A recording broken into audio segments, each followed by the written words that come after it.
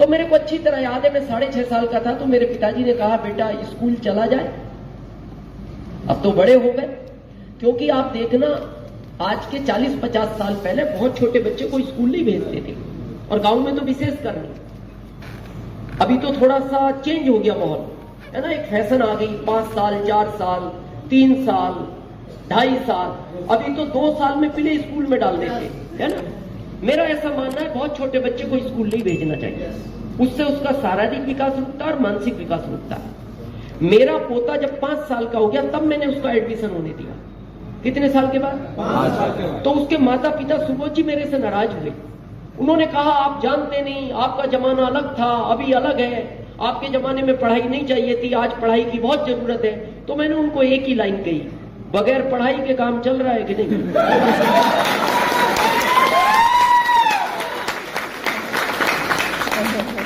ये कितना भी बड़ा ऑफिसर बन जाए, ये मेरी बराबर पैसा नहीं कमा सकता, ये कमा ही नहीं सकता। ये कितना भी बड़ा ऑफिसर बन जाए, ज्यादा ज्यादा क्या होगा, इसको ज्वाइन करेगा 75,000 सैलरी हो जाएगी, 1 लाख हो जाएगी। तो 1 लाख तो मैं टैक्स देता हूं महीने का गवर्नमेंट को। तो जो भी कारण रहे, तो मेरे को स्कूल ले जाया गया 6.5 साल की उम्र में। तो आप देखना उस समय स्कूल में एडमिशन नहीं हुआ करते थे, उस समय के कुछ बुजुर्ग बैठे हैं यहाँ, उस समय भर्ती कराया जाता था बच्चे को। हाँ, भर्ती दाखिला होता था, और उस समय प्रिंसिपल नहीं हुआ करते थे, स्कूल में हेड मास्टर हुआ करते थे। तो मेरे फादर ने मेरे को ले जाके कहा हेड मास्टर साहब को, ये मेरा बच्चा है, इसको ठीक से पढ़ाना, और मैं इस गांव का मुखिया हूं। समझ गए? yes. उनका कहने का मतलब ये था इनडायरेक्ट कि स्कूल पढ़े ना पढ़े, ये बच्चा पढ़ना चाहिए, क्योंकि मैं यहाँ का मुखिया हूं।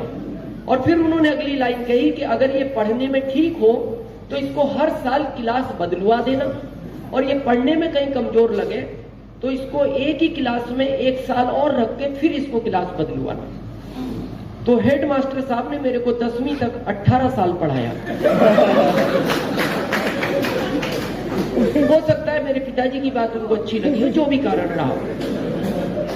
18 साल के बाद उन्होंने गांव में खबर भिजवाई किसी के साथ कि मुखिया जी को भेजना, यानी मेरे फादर को। मेरे फादर को बुला के हेड मास्टर साहब ने कहा, या तो आप इस बच्चे को इस स्कूल से ले जाओ, या फिर ये स्कूल हम यहां से ले जाएं। ये ताली बजाने लायक बात नहीं है। ये आपको पता है मेरे पिताजी की इनडायरेक्ट इंसल्ट थी, ये इनडायरेक्ट इंसल्ट थी उनकी, कि आपने कहा था मैं मुखिया हूं, बच्चे को ठीक से पढ़ाना, ये हाल है तुम्हारे बच्चे का। तो मेरे पिताजी ने कहा कि आपको स्कूल ले जाने की जरूरत नहीं है, इस नालायक को मैं ले जा रहा हूं। और वहां मेरा पढ़ाई का कैरियर जो है समाप्त हो गया। मैंने मेरी माँ को कहा क्या करें। मेरी माँ ने कहा बेटा खेती तो तू कर नहीं पाएगा, क्योंकि खेती में थोड़ा सा मजबूत आदमी चाहिए। अभी तो मैं थोड़ा न्यूट्रिशन खा के ठीक हो गया, पहले मैं बहुत कमजोर था, मतलब इतना कमजोर था, आप एक लाइन में ये समझ सकते हो कि जब बहुत तेज हवाएं चलती थी तो मेरी माँ बाहर निकल के देखती थी बच्चा बाहर तो नहीं खेल रहा, और जब उसको मैं बाहर नहीं दिखता था तो उसको लगता था कहीं ना कहीं सेफ है। तो मेरी माँ ने कहा बेटा तेरे से खेती तो नहीं होगी, तू कोई छोटा सा नौकरी कर, और नौकरी बहुत छोटा कर, चाहे पैसे कितने भी कमाए, लेकिन मेहनत नहीं होनी चाहिए, क्योंकि तू मेहनत नहीं कर पाएगा। तो मैंने अपनी मार्कशीट 6 साल तक यूपी गवर्नमेंट को दिखाई। तो लास्ट में एक अधिकारी मिले, मेरी मार्कशीट देखने के बाद बोले इस मार्कशीट को लेके कितने टाइम से तुम घूम रहे हो इस राज्य में? मैंने कहा सर मैं 6 साल हो गए, बहुत परेशान हूं सर, आप तो ध्यान से देखो। तो उन्होंने ध्यान से देखने के बाद कहा कि इस मार्कशीट को तू ऐसी जगह रख जो आज के बाद तेरे को भी दिखाई ना दे, क्योंकि ये किसी काम की नहीं है, तू अपना टाइम ही खराब कर रहा है। तो मैंने मेरी माँ को कहा माँ जॉब तो नहीं मिलेगा। तो मेरी माँ ने कहा फिर क्या करोगे? तो मैं 1995 में एमपी चला गया, क्योंकि आदमी को अपने एरिया में छोटा काम करने में शर्म महसूस होती है। बाहर जाके वो थोड़े पैसों में काम करेगा, लेकिन वो काम करता है, उसको शर्म महसूस नहीं होती क्योंकि मेरा वाला कोई देख नहीं रहा। तो मैं 99-5 में एमपी चला गया। एमपी जाने के बाद एमपी गवर्नमेंट ने मेरे को जॉब दिया 2075 का, और मैं इसलिए थैंक्स देता हूं एमपी गवर्नमेंट को, वो 10वीं फेल वालों को ध्यान रखती है। उस जॉब को मैं कर ही रहा था कि एक दिन मैं अपने ऑफिस में इंटर हुआ, तो मेरे बॉस को कोई आरसीएम समझा रहा था। किसको? बॉस को, यानी मेरे सीनियर को। तो अब सीनियर के सामने आप ज्यादा तो बोल नहीं सकते, तो मैं चुपचाप उस प्लान को देखता रहा, खड़ा हुआ। प्लान खत्म होने के बाद वो दिखाने वाला व्यक्ति चला गया, तो मैंने मेरे बॉस को पूछा, सर ये काम किस तरह का है? और मेरे बॉस का जवाब सुनना, ये उन लोगों का काम है जिनमें अकल नहीं होती। क्या लाइन था उनका पहला? ये उन लोगों का काम है जिनमें अकल नहीं होती। दूसरा उनका लाइन था, ये उन लोगों का काम है जो पढ़े लिखे नहीं होते। तीसरा उनका लाइन था, ये उन लोगों का काम है जिनके पास कोई काम नहीं है। चौथा उनका लाइन था, ये उन लोगों का काम है जिनकी घर में कोई वैल्यू नहीं है। पांचवी उनकी लाइन थी, ये उन लोगों का काम है जिनको रिश्तेदारी में कोई बुलाता नहीं। और आखिरी लाइन उनकी ये थी, ये काम तू कर सकता है।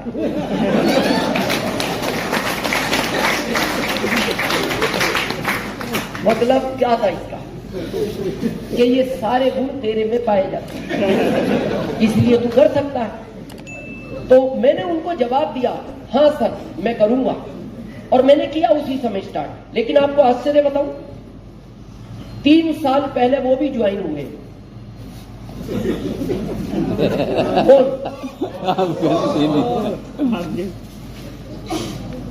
ये किसका वर्तमान है?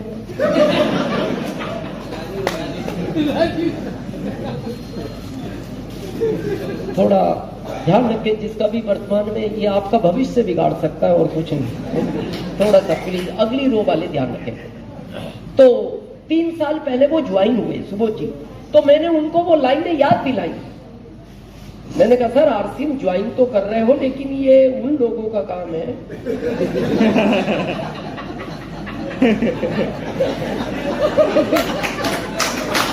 जिनमें अकल नहीं होता। इसके पीछे एक बहुत बड़ा मैसेज है, अब समझोगे। जो लोग आज भी आरसीएम में टाइम पास कर रहे हैं, जो लोग आज भी इसको करना नहीं चाहते, जो लोग आज भी इसके प्रति सीरियस नहीं है, जो लोग आज भी सोच रहे हैं कि मैं 2 साल बाद शुरू कर लूंगा, ये उन लोगों के लिए मैसेज है। जब मैंने उनको कहा कि सर याद करो वो 5 लाइनें जो आपने आरसीएम ज्वाइन करते टाइम मेरे को कही थी और आप इसको ज्वाइन करने जा रहे हो, उनका जवाब सुनना। उन्होंने कहा दिनेश मैं अच्छी तरह जानता हूं, शायद उन लाइनों ने मेरा जीवन खराब कर दिया। मैंने कहा क्यों? बोले अगर वो लाइनें नहीं बोलता तो आरसीएम तो पहले मेरे पास आया था ना। जॉब में मैं तेरा बॉस था, लेकिन उन लाइनों की वजह से आरसीएम में तू मेरा बॉस है।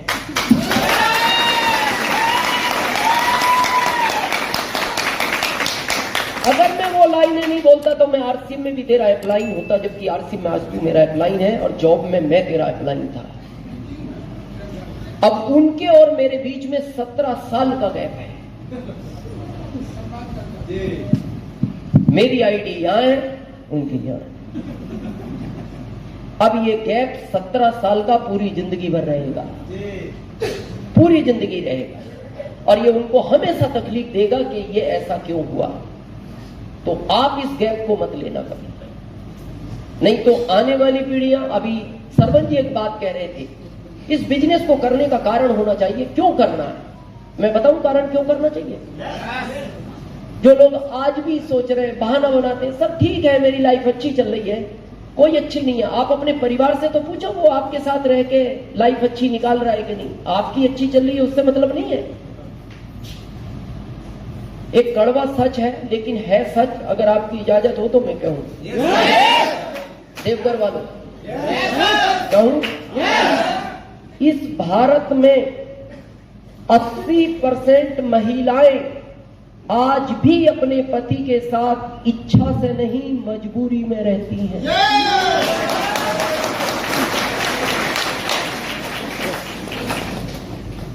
ये बहुत बड़ा कड़वा सच है। वो इच्छा से नहीं, मजबूरी में रहती है। और फिर आप कह रहे हो क्या जरूरत है आर सिंह की? अरे उस पत्नी से तो पूछो। और क्यों रहती है? भारत के संस्कारों में पली है।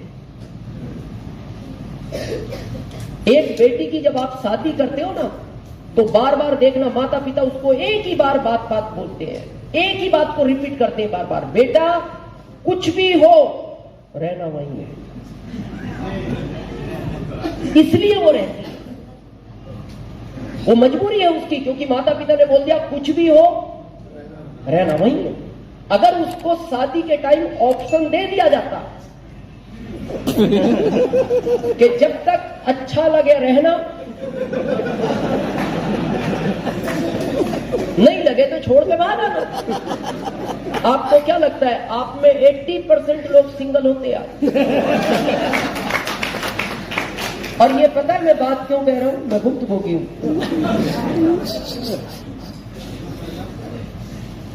मेरी शादी एक अच्छे घर में हो गई। यू नो अच्छा घर, पैसे वाला। यानी जब मेरी पत्नी का जन्म हुआ तो जब उसकी आंख खुली तो उसके घर में कारें थी और बंगले थे। इसका कारण उसके पिताजी थे, उसके पिताजी थे। जब मेरी आंख खुली तो हमारे घर में साइकिल भी नहीं थी। इसका कारण हमारे पिताजी थे। अब हमारे पिताजी ने गलती ये करी कि हमारी शादी उस घर में कर दी जिस घर में कारें और बंगले थे। शादी कभी भी बैलेंस में ही करनी चाहिए, क्योंकि अगर अमीर ससुराल का कोई फायदा है तो अमीर ससुराल के नुकसान भी है। अमीर ससुराल का क्या फायदा है सरपंच जी? आपको कोई आर्थिक तकलीफ हो तो वो मदद करते हैं, ये फायदा है अमीर ससुराल। नुकसान क्या है? उनकी बहन को कोई तकलीफ हो तो वो एक्स्ट्रा मदद करते हैं।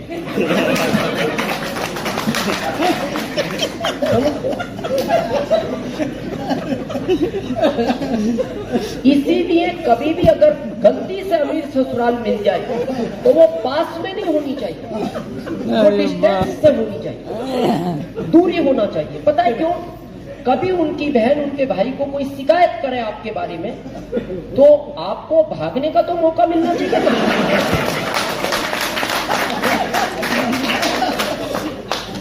इसीलिए मैंने भविष्य देखते हुए राज्य बदल लिया। ससुराल मेरी यूपी की है और मैं शिफ्ट हो गया एमपी, 1500 किलोमीटर दूर।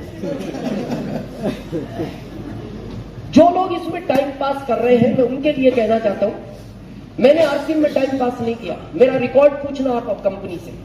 मैंने जब आरसीएम शुरू किया मेरे पहले महीने की इनकम थी 416। प्रोडक्ट कितने थे? कपड़ा, वो भी पैंट पीस, केवल पैंट पीस। तो जब हम लोगों को वो पैंटे देते थे तो लोग हमसे पूछते थे सर शर्टों का क्या करेंगे? तो हम उनको बोलते थे अभी तुम केवल पैंट पहनो, अभी पैंट में ही काम चलाना है, क्योंकि शर्टें ये कंपनी बनाती है। एक प्रोडक्ट इनकम 416, उसी एक पैंट के प्रोडक्ट से 7वें महीने हमने रॉयल्टी निकाली, 7वें महीने। और 7वें महीने का चेक था 19,197 का। फिर कंपनी 3 प्रोडक्ट लाई। क्या क्या? Paste, detergent cake, bath soap, 3 product लाई। उन 3 प्रोडक्ट में हमने टेक्निकल निकाला 15वें महीने, और टेक्निकल का हमारा चेक था टीडीएस काट के 1,52,000 का।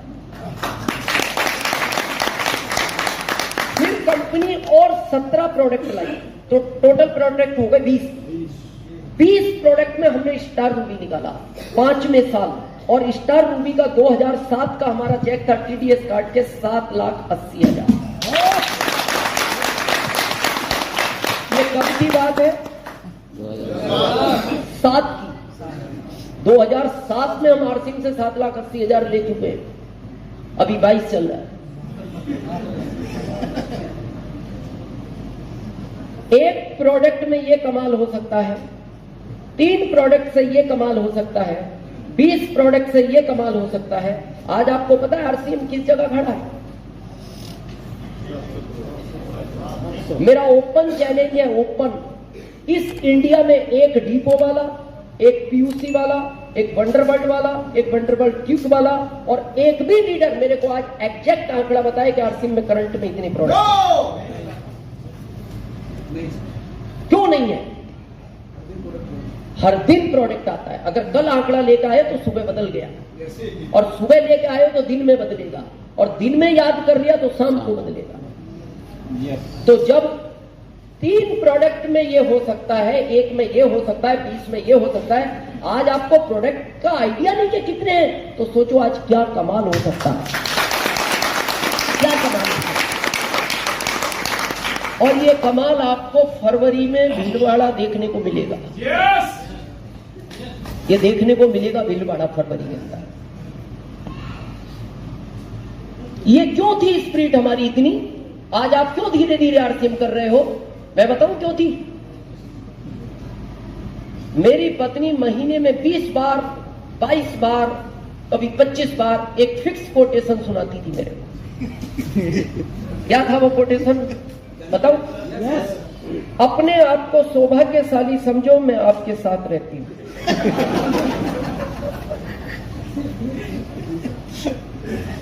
उसकी गलती नहीं थी। आदमी जब गरीबी से अमीरी की तरफ चलता है तो वो खुश होता है, लेकिन जो आदमी अमीरी से गरीबी की तरफ जाता है उसको तकलीफ होती है। तो मैं अपने जीवन में खुश ही इसलिए था, मैं तो नीचे से गुजर जा रहा था।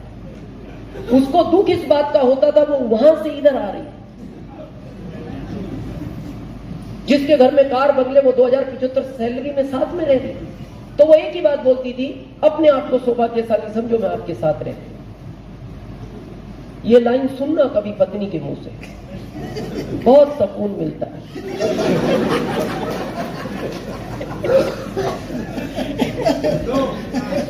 दर्द करती है, दर्द ठीक होता है, दर्द करती है।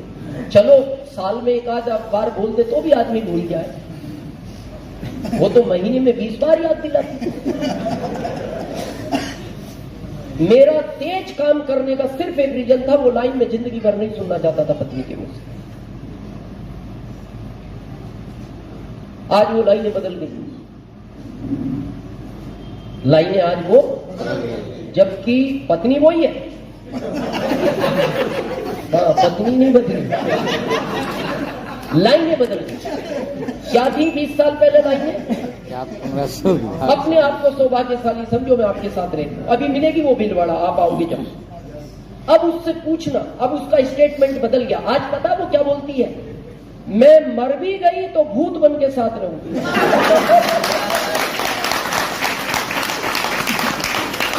क्यों भाई, बन क्या? तुम तो रहना ही नहीं चाहती, अब भूत बन के भी साथ रहोगी। क्या हो गया ऐसा 20 साल में? मैं बताऊं क्या हो गया। 20 साल पहले जॉब मेरे साथ था, अभी आरसीएम मेरे साथ है। तो जो लोग अभी भी बड़ा धीरे धीरे आरसीएम कर रहे हैं, टाइम पास कर रहे हैं, सीरियस नहीं है, तो मैं आपसे पूछना चाहता हूं, आप भी उन्हीं लाइनों का इंतजार कर रहे हो क्या सुनने का? कि पत्नी सुनाए तो हम भी अपनी स्पीड बढ़ाएं, और सुनाएगी और निकलने दो 5-7 साल। पत्नी, और पत्नी ने नहीं सुनाया तो बच्चे गारंटेड सुनाएंगे। आज ही पता है बच्चे क्या बोलते हैं? यहाँ बहुत सारे माता पिता बैठे होंगे। आज पता है बच्चा क्या बोलता है अपने माता पिता को? आपने मेरे लिए क्या ही क्या है। एक पिता अच्छा नहीं पहनता, बच्चे को पहनाता है, अच्छा नहीं खाता, बच्चे को खिलाता है, तब भी बच्चा बोलता है आपने मेरे लिए क्या किया है। दर्द होता है पिता को, तो पिता एक दिन उस दर्द को जब सहन नहीं कर पाता तो वो बोलता है बेटा क्यों नहीं किया, मेरी हैसियत से बढ़ के किया है तुम्हारे लिए तो मैंने। तो फिर वो बच्चा बोलता है क्या नया किया, ये तो दुनिया करती है। और सोचो अगर ये नहीं किया, और वो बच्चा जब 20-25 साल 30 साल का होगा तो वो आपसे एक प्रश्न पूछेगा, पापा ये जो पड़ोसी का 5 करोड़ का बंगला है, इसमें जो 1 करोड़ की कार खड़ी रहती है, ये आदमी काम क्या करता है? जवाब नहीं दे पाओगे बच्चे को, आवाज ही बदल जाएगी।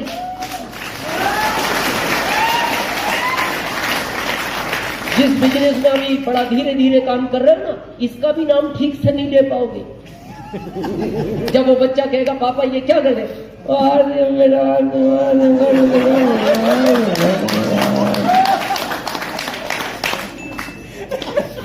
तो वो पूछेगा ये आरसीएम क्या है पापा? बोले बेटा कुछ नहीं, दुकान बदलनी थी और लोगों की बदलवाने में मदद करनी थी। तो बोले पापा मदद का काम तो अच्छा था। बोले हाँ काम अच्छा था, और अपनी बदल ली थी। हाँ अपनी बदल ली। तो पापा इतनी सी बात समझ में नहीं आई आपके? आपको इसका पता नहीं लगा आरसीएम का? तो आप कहोगे बेटा नहीं नहीं मैं तो मीटिंग में ही गया था। बोले मीटिंग सुन के भी आपने नहीं किया? तो वो अगली लाइन पता है क्या बोलेगा? ये ठीक से काम नहीं करता था